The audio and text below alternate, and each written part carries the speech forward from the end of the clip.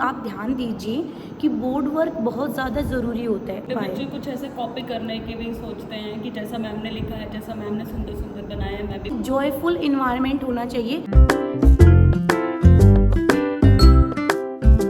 तो मैं आप लोगों के साथ अपना जो KVS का इंटरव्यू हुआ था उसका एक्सपीरियंस शेयर करना चाहती हूँ। फर्स्ट डे जब मैं आई थी KVS में तो मेरा इंटरव्यू हुआ, उससे पहले मेरे मन में बहुत सारी चीज़ें थी कि कैसे होगा, क्या क्या पूछेंगे।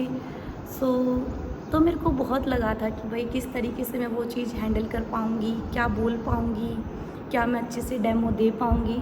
लेकिन जैसे जैसे एक सिनेरियो जो है वो क्रिएट होता गया, जैसे ही मैं स्कूल में आई थोड़ी टीचर से बात हुई, आते ही थोड़े मतलब कि एक आपस में एक दूसरे को जाना, तो थोड़ा लगा कि हाँ भाई ठीक है, शायद से इतना मुश्किल नहीं होगा जितना मैं सोच रही हूँ।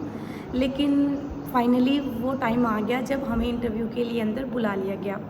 तो जाते ही जो क्वेश्चंस होते हैं, जीके के क्वेश्चंस होते हैं, जनरल नॉलेज के क्वेश्चंस पूछे गए, डेमो लिया गया, कुछ स्पेलिंग्स पूछी गई, यानी बहुत सारी चीज़ें ऐसी हुई जो कि मतलब बिल्कुल डीपली भी, और कुछ सिचुएशन भी दी गई कि भाई ऐसा हो तो आप क्या करोगे, ऐसा हो तो आप क्या करोगे। बहुत सारे क्वेश्चंस आ रहे थे मेरे पास कि भाई क्या पूछा जाता है KVS के इंटरव्यू में, क्या होता है।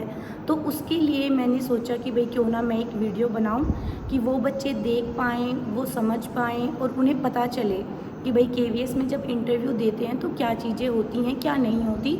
तो मेन बात देखा जाता है कि आपका कॉन्फिडेंस, अगर आप इंटरव्यू देने जाते हो तो मेन बात आपका होता है कि आप एक कॉन्फिडेंटली क्लास के अंदर घुसो कि हाँ भाई जो सामने वाले हैं उनको भी ये लगे कि भाई हाँ टीचर के अंदर कॉन्फिडेंस है। और जब तक आपके अंदर कॉन्फिडेंस नहीं होगा आप अच्छे से चीज़ों को हैंडल नहीं कर पाओगे। सेकंड हैंडल नहीं कर पाओगे। हाँ जी।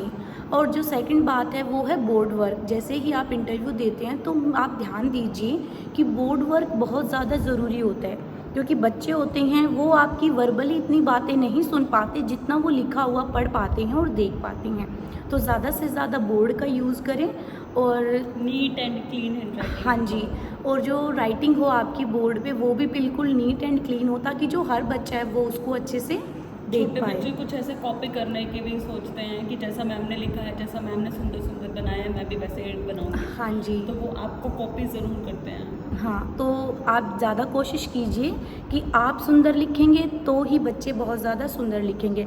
और दूसरी बात ये होती है कि उससे इम्पैक्ट भी बहुत ज़्यादा अच्छा पड़ता है कि भाई टीचर की हैंडराइटिंग बहुत सुंदर है, बिल्कुल क्लियर लिख रहा है, तो उससे विदाउट स्पेलिंग मिस्टेक। हाँ, स्पेलिंग का बहुत ज़्यादा ध्यान रखा जाता है, क्योंकि देखिए अगर आप बोर्ड पे ही स्पेलिंग गलत लिखते हैं तो वो एक बहुत ज़्यादा नेगेटिव इम्पैक्ट डालता है। ठीक है, इसीलिए जो स्पेलिंग होती है वो आप बिल्कुल अच्छे से लिखिए, बिल्कुल ठीक लिखिए। और दूसरी बात क्या होती है कि जब आप डेमो क्लास देते हैं तो आपका जो ध्यान है वो पूरी क्लास के ऊपर होना चाहिए। स्पेसिफिक ये नहीं होना चाहिए कि बस आप आगे वाले बच्चों पे ध्यान दे रहे हो या बस आपने अपना सारा ध्यान ही ब्लैक बोर्ड वर्क पे कर लिया है, ऐसा बिल्कुल नहीं होना चाहिए। ब्लैक बोर्ड के साथ साथ आपको सभी बच्चों के ऊपर ध्यान रखना है।